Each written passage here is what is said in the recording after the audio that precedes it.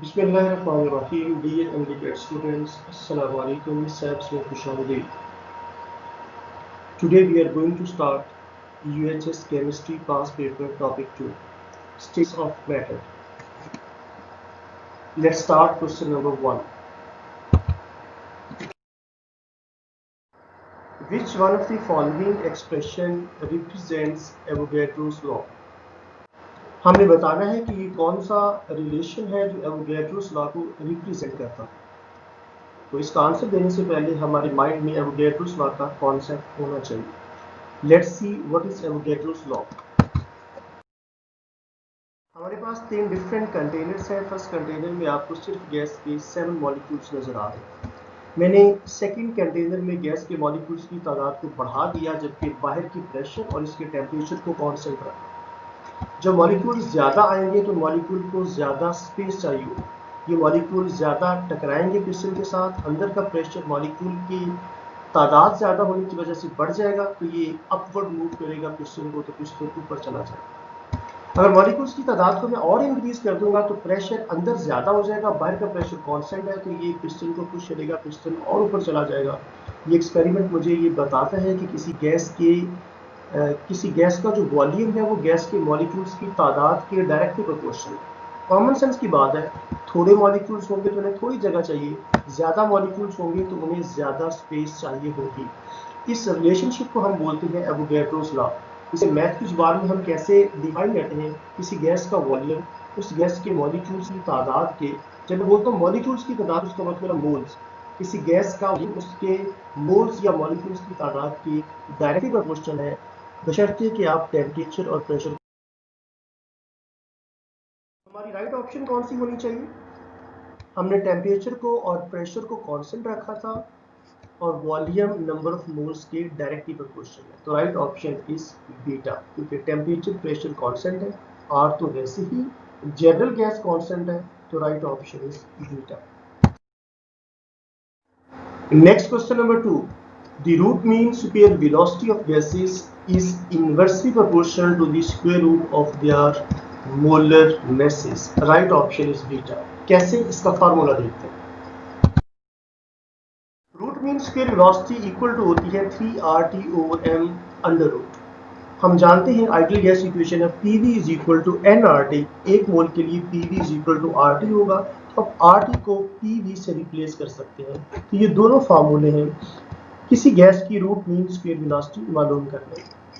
ये रिलेशन मुझे ये बता रहा है कि किसी गैस का मोलेकुलर मास जितना ज्यादा होगा उसकी रूट मीन स्क्वायर वेलोसिटी उतनी कम होगी, और टेम्परेचर के बढ़ाने से रूट मीन स्क्वायर वेलोसिटी बढ़ जाएगी। यानी टेम्परेचर के स्क्वायर रूट के डायरेक्टली प्रोपोर्शनल है, जबकि मोलर मासेस के स्क्वायर रूट के इनवर्सली प्रोपोर्शनल होती है रूट मीन स्क्वायर वेलोसिटी।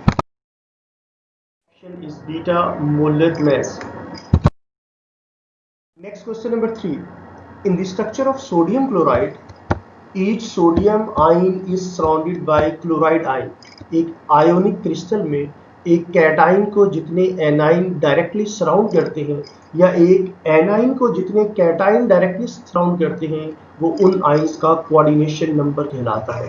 तो सोडियम क्लोराइड के आयोनिक क्रिस्टल में सोडियम आयन को 6 क्लोराइड आयन सराउंड करते हैं, इसलिए सोडियम का कोऑर्डिनेशन नंबर 6 है। ये क्वेश्चन 2 दफा आ चुका है, एक दफा फिर आएगा, रिपीट होगा। इसका स्ट्रक्चर देख लें। ये जो छोटा साइज है सोडियम आयन का और बड़ा साइज है क्लोराइड आयन का, इस क्रिस्टल लैटिस में सोडियम आयन के साथ डायरेक्टली अटैच है 6 क्लोराइड आयन, इसलिए सोडियम का कोऑर्डिनेशन नंबर 6 है। Right option is Charlie. Next question number 4. The number of molecules in 22.4 dm cube of hydrogen gas at 0 degree Celsius and 1 atmospheric pressure. ये topic हमने chapter number 1 में भी पढ़ा था, fundamental concepts में। आपके पास कोई भी आइडियल गैस हो STP पे, तो उसके एक मोल का वॉल्यूम 22.414 dm क्यूब होता है। एक मोल के अंदर मॉलिक्यूल्स की तादाद एवोगैड्रोस नंबर की इक्वल होती है। तो इसी बात मैं और बता दूं, जब मैं टेम्परेचर और प्रेशर को चेंज करूंगा तो फिर ये वॉल्यूम चेंज हो जाएगा। जैसा कि RTP पे, रूम टेम्परेचर पे रूम टेम्परेचर हम लेते हैं 25 डिग्री सेल्सियस। तो 0 से जब टेम्परेचर को इंक्रीज करेंगे, जानते हैं matter expends on heating and contracts on cooling, तो गैस का वॉल्यूम गर्म करने पे फैल जाएगा और वो बन जाएगा 24 dm³, यानी 1 मोल का वॉल्यूम हो जाएगा 24 RTP पे, और STP पे होता है 22.414 dm³। ऐसा मैंने क्यों बताया? ए लेवल ओ लेवल की बुक्स में RTP टेम्परेचर मेंशन किया जाता है, तो अगर ऐसा कोई MCQ आता है तो आप उसका आंसर दे सकें, कोई कंफ्यूजन ना रहे। तो रिक्वायर्ड आंसर इज बीटा 6.02 10⁻23, जिसे हम एवोगैड्रोस नंबर भी कहते हैं। Next question number 5, correct order of boiling points of the given liquid is. ये जितने भी फिजिकल पैरामीटर्स होते हैं like melting points, boiling points, heat of fusion, heat of vaporisation वगैरह, इन तमाम की वैल्यूज डिपेंड करती है स्ट्रेंथ ऑफ इंटरमोलेकुलर फोर्सेस पे। ऐसी स्पीशीज जिनके मॉलिक्यूल्स के दरमियान इंटरमोलेकुलर फोर्सेस स्ट्रॉन्ग होती हैं, उनके इन तमाम पैरामीटर्स की वैल्यूज भी ज़्यादा होती हैं। क्योंकि हमसे यहाँ पे बॉइलिंग पॉइंट पूछा गया, तो हमें पहले ये डिसाइड करना पड़ेगा कि इन मॉलिक्यूल्स में कौन कौन सी टाइप की इंटरमोलेकुलर फोर्सेस पाई जाती है और इनमें स्ट्रॉन्ग कौन सी होती है। तो ये जो 3 स्पीशीज हैं, HF, वाटर और अमोनिया, इन तीनों में हाइड्रोजन बॉन्डिंग पाई जाती है, और इन तीनों में से सबसे स्ट्रॉन्ग हाइड्रोजन बॉन्डिंग वाटर में होती है, उसके बाद HF में और फिर अमोनिया में होती है। तो हमारा राइट ऑप्शन होना चाहिए चार्ली, यानी सबसे ज्यादा बॉइलिंग पॉइंट होगा वाटर का, उसके बाद HF का, फिर अमोनिया का और फिर HCl का। यहाँ पे एक बात और बतानी मैं जरूरी समझता हूँ, इसे जरा ध्यान से सुनिएगा। HF के एक मॉलिक्यूल का हाइड्रोजन बॉन्ड वाटर के हाइड्रोजन बॉन्ड के मुकाबले में स्ट्रॉन्ग होता है, क्योंकि डिफरेंस ऑफ इलेक्ट्रोनेगेटिविटी इधर ज्यादा है और यहाँ पे कम है। लेकिन चूंकि पानी का एक मॉलिक्यूल 2 हाइड्रोजन बॉन्ड बनाने की सलाहियत रखता है, जबकि HF का एक मॉलिक्यूल सिर्फ एक हाइड्रोजन बॉन्ड ही बना सकता है, इसलिए ओवरऑल जो हाइड्रोजन बॉन्डिंग की स्ट्रेंथ है वो वाटर की HF से ज्यादा होती है। तो इसे मैं कंक्लूड यूं करता हूं कि हाइड्रोजन बॉन्डिंग वाटर की स्ट्रॉन्ग है, लेकिन हाइड्रोजन बॉन्ड HF का स्ट्रॉन्ग होता है। तो चूंकि हाइड्रोजन बॉन्डिंग वाटर की स्ट्रॉन्ग है, तो इसका बॉइलिंग पॉइंट HF के मुकाबले में ज्यादा होगा। हमने ये जो एप्लीकेशंस पढ़ी थी हाइड्रोजन बॉन्डिंग की चैप्टर 4 में फर्स्ट ईयर केमिस्ट्री बुक 1 पे, thermodynamics properties of covalent hydrides, उसमें ग्राफ बना हुआ था। मैं वो ग्राफ आपको दिखाता हूँ। ये था वो ग्राफ, इसमें वाटर सबसे ऊपर है जिसका बॉइलिंग पॉइंट 100 है, उसके बाद HF है जो 19.9 डिग्री सेल्सियस है, और अमोनिया रूम टेम्परेचर पे गैस होता है -33.4 डिग्री सेल्सियस। तो सबसे ज्यादा बॉइलिंग पॉइंट वाटर, फिर HF और फिर अमोनिया, क्योंकि स्ट्रेंथ ऑफ हाइड्रोजन बॉन्डिंग ऊपर से नीचे वीक होती जा रही है, और HCl 4th नंबर पे आता है। तो हमारी राइट ऑप्शन कौन सी होगी? Let's see, that's Charlie. Next question number 6, the coordination number of sodium ion in NaCl crystal is। इसके बारे में मैं पहले एक्सप्लेन कर चुका हूँ कि एक कैटाइन के साथ जितने एनाइन डायरेक्टली अटैच होते हैं किसी क्रिस्टल लैटिस में, उसका कोऑर्डिनेशन नंबर कहलाता है। तो सोडियम का कोऑर्डिनेशन नंबर NaCl में 6 होता है। Right option is alpha. Next question number 7, carbon exist as allotropes which are different crystalline molecular forms of same substance. Graphite and diamond are allotropes of carbon. Diamond is non-conductor while graphite is conductor because, ये थोड़ी सी लंबी statement थी।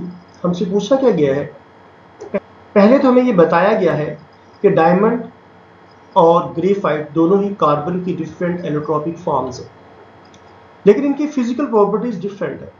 Diamond insulator है जबकि graphite conductor है। ऐसा क्यों है? तो हम जानते हैं सॉलिड के अंदर चार्ज कैरियर होती है इलेक्ट्रॉन्स। ऐसी स्पीशीज जिसके पास फ्री इलेक्ट्रॉन्स होंगे वो कंडक्टर होगी, और जिसके पास नहीं होंगे वो इंसुलेटर होगी। अब डायमंड और ग्रेफाइट दोनों के स्ट्रक्चर में फर्क होता है। डायमंड में हर कार्बन की हाइब्रिडाइजेशन sp3 होती है। 4 कार्बन के एटम अपने चारों वैलेंस इलेक्ट्रॉन को इस्तेमाल करते हैं 4 कोवेलेंट बॉन्ड बनाने के लिए, और इसके पास कोई अनपेड इलेक्ट्रॉन नहीं होता, इसलिए डायमंड इंसुलेटर होता है। लेकिन ग्रेफाइट कंडक्टर होता है, क्योंकि ग्रेफाइट में कार्बन की हाइब्रिडाइजेशन sp2 होती है। एक कार्बन 3 कार्बन के साथ डायरेक्टली अटैच होता है, जबकि चौथा इलेक्ट्रॉन कार्बन का फ्री होता है। ये लेयर्स के जो कार्बन की लेयर्स होती हैं उनके दरमियान में फ्लो कर सकता है, इसलिए ये कंडक्टर होता है। इसका स्ट्रक्चर देखिएगा ग्रेफाइट का। ग्रेफाइट की शेप कुछ ऐसी होती है, कार्बन के एटम्स 3 दूसरे कार्बन के साथ मिलकर इस तरह का लेयर स्ट्रक्चर बनाते हैं। इन लेयर्स के दरमियान में जो गैप होता है, यहाँ पे हर कार्बन का जो एक इलेक्ट्रॉन बॉन्डिंग में पार्टिसिपेट नहीं करता वो इन लेयर्स के पैरेलल यूं फ्लो कर सकता है। यहाँ पे एक बात बतानी बेहद इंपॉर्टेंट है कि ग्रेफाइट में भी एक खास डायरेक्शन में इलेक्ट्रॉन फ्लो कर सकता है, यानी लेयर्स के पैरेलल फ्लो कर सकता है, इन लेयर के परपेंडिकुलर फ्लो नहीं कर सकता। इसलिए ग्रेफाइट इस डायरेक्शन में तो कंडक्टर है, इस डायरेक्शन में कंडक्टर नहीं है। और अगर एक फिजिकल प्रॉपर्टी डायरेक्शन के चेंज करने से चेंज हो जाए तो इसे बोलते हैं एनिसोट्रॉपिक बिहेवियर। तो ग्रेफाइट एनिसोट्रॉपिक बिहेवियर शो करता है। ये इलेक्ट्रॉन कैसे फ्लो करते हैं इससे मैंने आगे मजीद भी एक्सप्लेन किया है। हर कार्बन के पास जो एक अनहाइब्रिड p ऑर्बिटल है, ये unhybrid p orbitals parallel overlapping करके एक डीलोकलाइज इलेक्ट्रॉनिक क्लाउड बनाते हैं जो लेयर्स के पैरेलल होता है, और इसीलिए ये लेयर्स के पैरेलल ही कंडक्टर होता है, परपेंडिकुलर नहीं होता। तो इतना ज़्यादा मैंने एक्सप्लेन इसलिए किया कि अगर इस बारे में कोई और क्वेश्चन पूछा जाए तो आपके पास इसका प्रॉपर आंसर होना चाहिए। तो right option is Charlie. In graphite one of the valence electron is free to move. Next question number 8. Electrical conductivity of graphite is greater in one direction than in the other due to। ये बात मैंने अभी last question में explain की है कि graphite दो layers के दरमियान ग्रेफाइट में इलेक्ट्रॉन्स लेयर्स के पैरेलल ही मूव कर सकते हैं, परपेंडिकुलर मूव नहीं कर सकते। और फिजिकल प्रॉपर्टी, कंडक्शन एक फिजिकल प्रॉपर्टी है जो डायरेक्शन चेंज करने से चूंकि चेंज हो रही है, ऐसी प्रॉपर्टी को हम बोलते हैं एनिसोट्रॉपिक। तो right option is Charlie.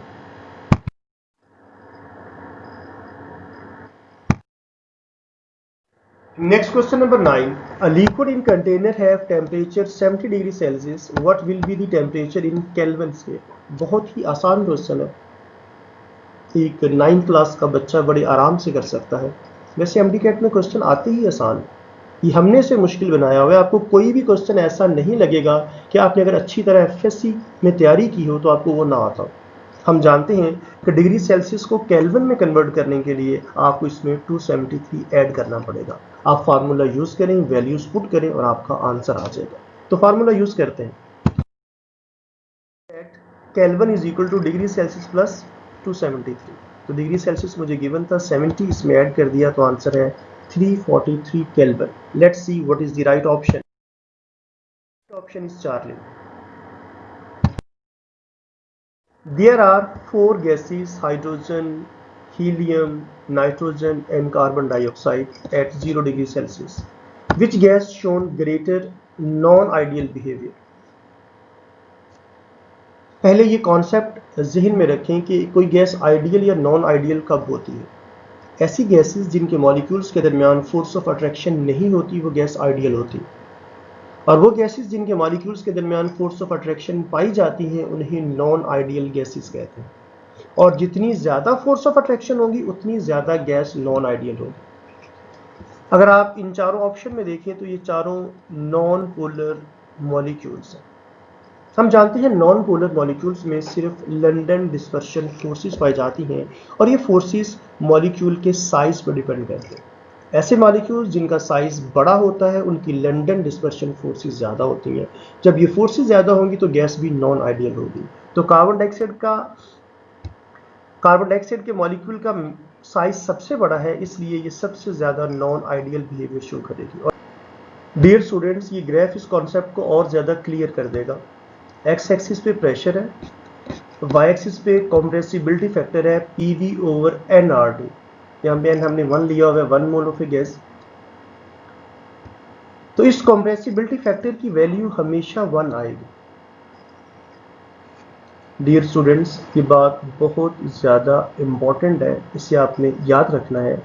Compressibility factor की वैल्यू हमेशा 1 होगी किसी भी आइडियल गैस के लिए, और अगर गैस आइडियल नहीं है, नॉन आइडियल है, तो फिर उसकी वैल्यू 1 नहीं होगी।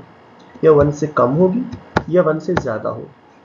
अगर वैल्यू 1 से कम है तो हम कहते हैं कि वो गैस नेगेटिव डेविएशन शो कर रही है आइडियल बिहेवियर से, और अगर ज़्यादा है तो फिर वो पॉजिटिव डेविएशन शो कर रही है आइडियल बिहेवियर से। अगर आप एक बात और ख्याल रखना है, इसका कोई भी टेम्परेचर हो, कोई भी प्रेशर हो, कोई भी वॉल्यूम हो, आप जितने भी नंबर ऑफ मोल्स यूज़ करें, इसकी वैल्यू 1 ही रहेगी। और जो गैस इस आइडियल गैस की लाइन के जितनी ज़्यादा करीब होगी उतनी ज़्यादा आइडियल होगी, और जो गैस जितनी ज़्यादा दूर चली जाएगी उतनी ज़्यादा नॉन आइडियल होगी। ये ग्राफ मुझे बता रहे हैं कि कार्बन डाइऑक्साइड सबसे ज़्यादा नॉन आइडियल बिहेवियर शो करता है, जबकि हीलियम सबसे ज़्यादा आइडियल बिहेवियर शो करता है। इनकी रीज़न मैंने आपको पहले ही बता दिया है, इसमें लंदन डिस्पर्शन फोर्सेस इसके मुकाबले में ज़्यादा होती है क्योंकि इसका साइज बहुत बड़ा होता है। राइट ऑप्शन है beta CO2 carbon dioxide. Next question number 11, ice is less dense then water at, वो कौन सा टेम्परेचर है जहाँ पे आइस की डेंसिटी पानी से कम होती है? वो टेम्परेचर है 0 degree Celsius. Right option is alpha. Next question number 12, at a given temperature and pressure the one which shows marked deviation from ideal behavior। इस क्वेश्चन को मैंने अभी लास्ट क्वेश्चन में बड़ी डिटेल से डिस्कस किया है, तो मुझे मजीद समझाने की ज़रूरत नहीं है कि जो ज़्यादा डेविएशन शो कर रही है आइडियल बिहेवियर से वो है carbon dioxide. Next question number 13, in crystal lattice of ice each oxygen atom of water molecule is attached to. हमसे पूछा गया है कि जब आइस बनती है तो उसकी क्रिस्टल लैटिस में एक ऑक्सीजन कितने हाइड्रोजन के साथ डायरेक्टली अटैच होता है। तो सबसे पहले हम आइस का स्ट्रक्चर देखते हैं। एक पानी के मॉलिक्यूल की ज्योमेट्री टेट्राहेड्रल होती है और एक ऑक्सीजन के एटम, ये रेड वाला ऑक्सीजन के एटम है और व्हाइट वाले हाइड्रोजन के एटम है। तो ऑक्सीजन के एटम दो हाइड्रोजन के एटम के साथ डायरेक्टली 2 कोवलेंट बॉन्ड्स बनाता है, लेकिन चूंकि ऑक्सीजन के पास 2 लॉन पेयर होते हैं, इन 2 लॉन पेयर की मदद से ये नेबरिंग मॉलिक्यूल के 2 हाइड्रोजन एटम के साथ 2 हाइड्रोजन बॉन्ड्स भी बनाता है। इस तरह ये डायरेक्टली 4 हाइड्रोजन एटम्स के साथ अटैच होता है। स्ट्रक्चर है, पानी के एक मॉलिक्यूल की ज्योमेट्री टेट्राहेड्रल है, जिसमें एक ऑक्सीजन के एटम ने 2 ये व्हाइट कलर के हाइड्रोजन एटम के साथ कोवलेंट बॉन्ड बनाया और बाकी 2 हाइड्रोजन के साथ हाइड्रोजन बॉन्ड्स बनाए। जब मॉलिक्यूल आइस की फॉर्म में मॉलिक्यूल अपने आप को अरेंज करते हैं तो इस तरह हेक्सागोनल ज्योमेट्री बनाते हैं। Alpha 4 hydrogen atoms. Question number 14, which graph represents Boyle's law. Boyle's law क्या है? किसी गैस का वॉल्यूम उस गैस के प्रेशर के इनवर्सली प्रोपोर्शनल होता है अगर टेम्परेचर और नंबर ऑफ मोल्स कांस्टेंट हो। यानी प्रेशर में और वॉल्यूम में तो इनवर्स रिलेशन होता है, लेकिन प्रेशर में और रेसिप्रोकल ऑफ वॉल्यूम में डायरेक्ट रिलेशन होगा, और अगर डायरेक्ट रिलेशन हो तो फिर स्ट्रेट लाइन आती है जो ओरिजिन से पास करेगी। तो इसका मतलब है राइट ऑप्शन है बीटा।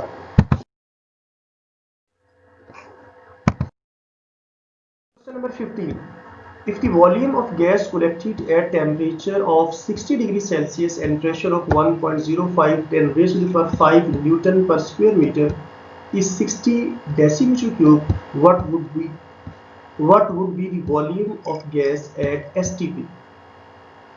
STP में जो वैल्यूज गिवन थी UHS के पास पेपर में वो यही थी जो मैंने लिखी है, लेकिन ये रॉन्ग है। यहाँ पे 10 रेज़ टू द पावर 5 होना चाहिए और हमने 5 लिख के ही इसे सॉल्व करना है, तो हमारा आंसर सही आएगा। ये न्यूमेरिकल वैल्यूज है, छोटा सा न्यूमेरिकल है। हमने जनरल गैस इक्वेशन यूज करनी है 2 डिफरेंट कंडीशंस के लिए। P1 V1 over T1 is equal to P2 V2 over T2। ये मैंने नेक्स्ट स्लाइड पे इसकी कैलकुलेशन की है, आप देख लें। कैलकुलेशन है, लेकिन एक बात का ध्यान रखते हैं, कभी भी टेम्परेचर को डिग्री सेल्सियस में यूज नहीं करना, इसे केल्विन में कन्वर्ट करना है 273 ऐड करके। इनके सिंपल फार्मूले में वैल्यूज पुट करें, कैलकुलेट करें तो आंसर आ जाएगा 51 cubic centimetre. Option is delta. मैंने नीचे नोट में लिखा है कि यूएचएस में ये जो क्वेश्चन पूछा गया था वो सही नहीं था, स्टेटमेंट में कुछ गड़बड़ थी जिसकी वजह से कोई भी ऑप्शन सही नहीं बन रही। अगर मैं ये करेक्ट करूंगा, क्योंकि हम जानते हैं एसटीपी पे प्रेशर कितना होता है, तो मैंने ये वैल्यूज पुट करके सॉल्व किया तो आंसर है delta. Next Question number 16. London dispersion forces are the only forces present among the only forces. London forces दुनिया के तमाम मॉलिक्यूल्स में पाई जाती हैं, लेकिन नॉन पोलर में सिर्फ लंदन डिस्पर्शन फोर्सेस पाई जाती हैं। तो आपने देखना है इन ऑप्शंस में नॉन पोलर कौन है। वाटर पोलर है जिसमें स्ट्रॉन्ग हाइड्रोजन बॉन्डिंग पाई जाती है। HCl पोलर है। हीलियम जब गैसियस स्टेट में होगा तो उसके मॉलिक्यूल्स के दरमियान फोर्स ऑफ अट्रैक्शन नहीं होगी। और मॉलिक्यूल्स ऑफ सॉलिड क्लोरीन, अगर आप क्लोरीन को सॉलिड स्टेट में ले आते हैं टेम्परेचर को कम करके, तो उसके मॉलिक्यूल्स के दरमियान लंदन डिस्पर्शन फोर्सेस पाई जाती हैं। क्लोरीन का मॉलिक्यूल है, मॉलिक्यूल जब बनता है तो इनके मॉलिक्यूल के दरमियान कोवलेंट बॉन्ड पाया जाता है। ऐसी फोर्सेस जो किसी मॉलिक्यूल के अंदर एटम को आपस में जोड़ के रखती है उसे हम कहते हैं इंट्रा मोलेकुलर फोर्सेस। और ये मॉलिक्यूल आपस में जुड़े हुए हैं इन वीक फोर्सेस की वजह से। ये वीक फोर्सेस जो मॉलिक्यूल्स को आपस में जोड़ के रखती है इन्हें बोलते हैं लंदन डिस्पर्शन फोर्सेस। तो नॉन पोलर मॉलिक्यूल में सिर्फ लंदन डिस्पर्शन फोर्सेस पाई जाती हैं। तो हमारी राइट ऑप्शन है डेल्टा।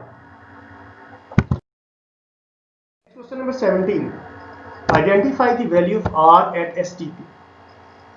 आपने बताना STP पे R की वैल्यू क्या होगी। तो वैल्यूज हमें वैसे ही याद है, 0.0821 ATM DM क्यूब पर मोल पर kelvin is the right option. Charlie.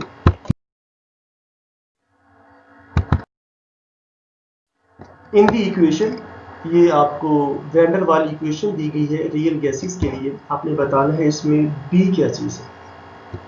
तो B के मुख्तलिफ नेम्स हैं, मैं बता देता हूँ। इसे हम एक्सक्लूडिड वॉल्यूम पर मोल भी कहते हैं, इफेक्टिव वॉल्यूम पर मोल भी कहते हैं, और इनकम्प्रेसिबल वॉल्यूम भी कहते हैं। तो राइट ऑप्शन है एक्सक्लूडेड वॉल्यूम पर मोल।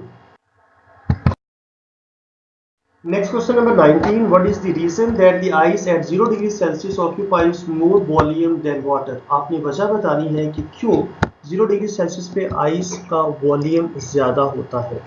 तो पहले इसका कॉन्सेप्ट सीखें, उसके बाद आंसर बताना बेहद आसान हो जाएगा। क्लास में लिक्विड वाटर भी है और आइस भी है जो वाटर की सरफेस पे तैर रही है। अब ये आइस क्यों तैरती है? हर वो चीज़ जिसकी डेंसिटी पानी से कम होती है वो वाटर की सरफेस पे तैरती रहती है, और जिसकी डेंसिटी पानी से ज़्यादा होती है वो पानी में डूब जाती है। डेंसिटी क्या होती है? डेंसिटी है मास पर यूनिट वॉल्यूम। वॉल्यूम की इंक्रीज करने से डेंसिटी डिक्रीज हो जाती है। क्योंकि आइस पानी की सरफेस पे तैर रही है तो इसका मतलब है आइस की डेंसिटी वाटर से कम है। इसका मतलब है आइस का वॉल्यूम पानी से ज़्यादा। वॉल्यूम ज़्यादा क्यों हुआ? इसकी रीज़न है हाइड्रोजन बॉन्डिंग। ये लिक्विड स्टेट में पानी के मॉलिक्यूल है, कोई तरतीब नहीं है, मॉलिक्यूल्स मूव कर रहे हैं, इनमें ट्रांसलेटरी मोशन है, दरमियान में गैप्स निस्बतन कम है। लेकिन जब इसका टेम्परेचर कम किया जाता है तो मॉलिक्यूल अपने आप को एक ख़ास शेप में अरेंज कर लेते हैं। हाइड्रोजन बॉन्डिंग की वजह से मॉलिक्यूल की शक्ल कुछ ऐसी बन जाती है, हेक्सागोनल ज्योमेट्री बनती है।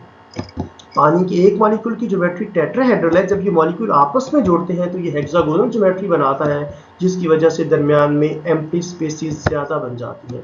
इन एम्प्टी स्पेसेस की वजह से वॉल्यूम बढ़ जाता है, और वॉल्यूम के बढ़ने से डेंसिटी कम हो जाती है और ये आइस सरफेस पे तैरती रहती है। क्वेश्चन क्या है? क्यों इसका वॉल्यूम ज़्यादा हो जाता है? एम्प्टी स्पेसेस की वजह से, और एम्प्टी स्पेसेस की रीज़न है hydrogen bonding. Next question number 20. Gas is enclosed in a container of 20 cubic centimeter with a moving piston. According to the kinetic theory of gases, what is the effect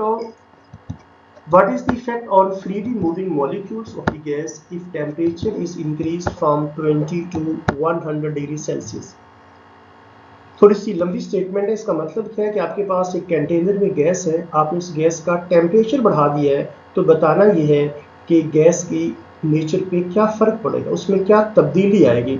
तो इसकी थोड़ी सी demonstration देख लेते हैं। आपको एक cylinder में gas के मॉलिक्यूल्स नज़र आ रहे हैं, इसका वॉल्यूम बहुत कम है, लेकिन जैसे ही मैंने इसे फ्लेम दिया, इसे चूल्हे पर रख के गर्म किया, इन मॉलिक्यूल्स को एनर्जी मिली और ये ज़्यादा फोर्स के साथ पिस्टन से जाके टकराएंगे। अंदर प्रेशर ज़्यादा हो गया, बाहर का प्रेशर तो वही है 1 atm, तो दोनों प्रेशर को बैलेंस करने के लिए पिस्टन अपवर्ड मूव कर जाएगा, यानी इसका वॉल्यूम बढ़ जाएगा। जब हम टेम्परेचर को इंक्रीज करते हैं तो गैस का वॉल्यूम भी इंक्रीज हो जाता है, बशर्ते कि बाहर का प्रेशर कांस्टेंट रहे। इस लॉ को हम कहते हैं चार्ल्स लॉ। तो राइट ऑप्शन क्या होगी? जब हम टेम्परेचर को इंक्रीज करेंगे तो गैस का वॉल्यूम इंक्रीज हो जाएगा। अमोनिया में हाइड्रोजन बॉन्डिंग होती है, वाटर में हाइड्रोजन बॉन्डिंग होती है और HF में हाइड्रोजन बॉन्डिंग होती है। और जिसकी हाइड्रोजन बॉन्डिंग ज़्यादा होती है उसकी मेल्टिंग और बॉइलिंग पॉइंट्स भी ज़्यादा होते हैं, इसलिए HF का मेल्टिंग और बॉइलिंग पॉइंट अपने खानदान में सबसे ज़्यादा है। इसी तरह अमोनिया का भी बॉइलिंग पॉइंट ज़्यादा है। यहाँ पे वाटर में तो HF से भी स्ट्रॉन्ग हाइड्रोजन बॉन्डिंग होती है, तो बॉइलिंग का बॉइलिंग पॉइंट यहाँ करके होना चाहिए था। ये ग्राफ सही नहीं है, ये रॉन्ग है। UHS में ऐसे ही पूछा गया है लेकिन ये रॉन्ग था। तो इसके करेक्ट ऑप्शन कौन सी बनेगी? थर्ड ग्राफ, फोर्थ ग्राफ और फिफ्थ ग्राफ के एक एक मेंबर में हाइड्रोजन बॉन्डिंग पाई जाती है। तो देखते हैं राइट ऑप्शन कौन सी बनती है। Charlie is the right option. Third, fourth और फिफ्थ ग्राफ में हाइड्रोजन बॉन्डिंग होती है। मैंने नीचे नोट में लिखा है this is the actual question given in UHS but graph fourth should show hydrogen bonding in water like in graph 3 and 5. Next question number 22. Which of the following is the correct equation to calculate relative molecular mass of a gas? किसी gas का molecular mass मालूम करने का इनमें से कौन सा सही वाला फार्मूला है, हमने ये बताना है। तो हम इसे डिराइव कर लेते हैं जनरल गैस इक्वेशंस। कैसे? You know that PV is equal to nRT और n होता है number of moles. Number of moles मालूम करते हैं मैस ओवर मोलर मैस से। आप इसकी वैल्यू यहाँ पे पुट करें। आपको चूंकि मोलेकुलर वेट मालूम करना है, इसे लेफ्ट साइड पे ले जाएं और PV को इधर ले आए। तो इक्वेशन बनेगी capital M is equal to mRT over PV। तो right option delta, delta is the right option. Dear students, ये था आपका UHS chemistry past paper topic 2। इंशाल्लाह नेक्स्ट लेक्चर में हम डिस्कस करेंगे UHS chemistry past paper topic 3 जिसका नाम है एटॉमिक स्ट्रक्चर। डियर स्टूडेंट्स, अगर आप मेरे तमाम लेक्चर्स को अटेंड करना चाहते हैं तो मेरे इस YouTube चैनल को सब्सक्राइब करके बेल आइकन को प्रेस करें ताकि जब ये लेक्चर्स अपलोड किए जाएं तो आपको इसका नोटिफिकेशन मिलता है। आप ये लेक्चर्स अपने फ्रेंड्स और क्लास फेलोज के साथ भी शेयर करें और उन स्टूडेंट्स के साथ भी शेयर करें जो अभी FSC कर रहे हैं, ताकि उन्हें आइडिया हो जाए कि MD कैट केमिस्ट्री में किस किस्म के क्वेश्चन पूछे जाते हैं। आपका बहुत शुक्रिया। अल्लाह हाफिज़।